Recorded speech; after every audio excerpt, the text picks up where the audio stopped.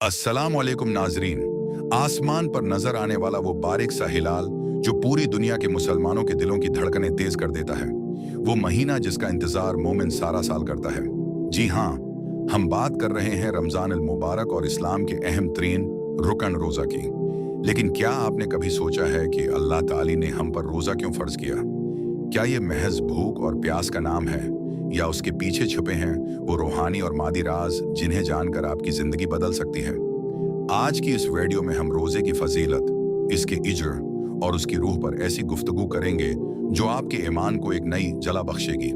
Video को आखिर तक लाजमी देखिएगा, क्योंकि आज आप रोजे को एक नए जाविये से समझेंगे। सबसे पहले बात करते हैं इस हुक्म की जो रब कायनात ने हमें दिया।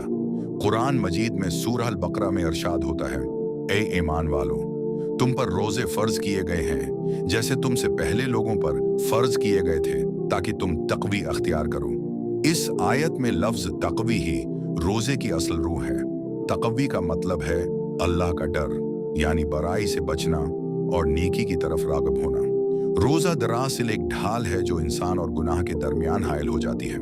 रोजे की फजीलत का इससे बड़ा सबूत क्या होगा कि तमाम इबादात का इज्र फरिश्ते लिखते हैं। लेकिन रोजे के बारे में अल्लाह ताली हदीस कुदसी में फरमाता है, रोजा मेरे लिए है और मैं खुद उसकी जजा दूंगा। गौर कीजिए, अल्लाह ने इज्र की मिकदार नहीं बताई, बल्कि खुद को जजा करार दे दिया, यानी रोजेदार को इसका रब मिलेगा। सुभान अल्लाह। क़यामत के दिन जब हर इंसान परेशान होगा, तपती धूप होगी, इस वक्त अल्लाह ताली ने रोजेदारों के लिए एक खास एजाज रखा है। जन्नत के 8 दरवाजों में से एक दरवाजा उबाब रियान है। हदीस नबी सल्लल्लाहु अलैहि वसल्लम के मुताबिक इस दरवाजे से सिर्फ वो लोग दाखिल होंगे जो रोजे रखा करते थे। जब आखिरी रोजेदार दाखिल हो जाएगा तो ये दरवाजा बंद कर दिया जाएगा।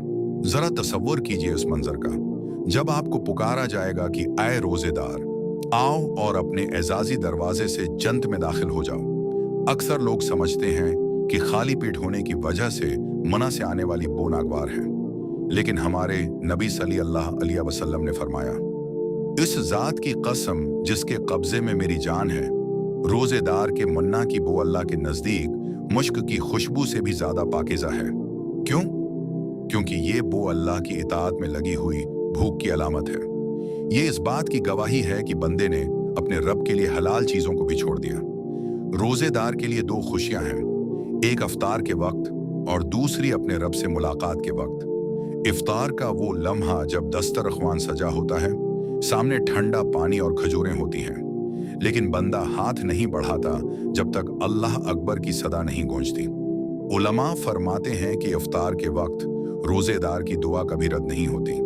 ये वो वक्त होता है जब अल्लाह अपने फरिश्तों पर फख्र करता है कि देखो मेरे बंदे को, ये मेरी रिजा के लिए इंतजार कर रहा है। आज की जदीद साइंस जो इंटरमिटेंट फास्टिंग के गुण गाती है, वो दरअसल 1400 साल पहले दिए गए हमारे दीन के हुक्म की तस्दीक कर रही है।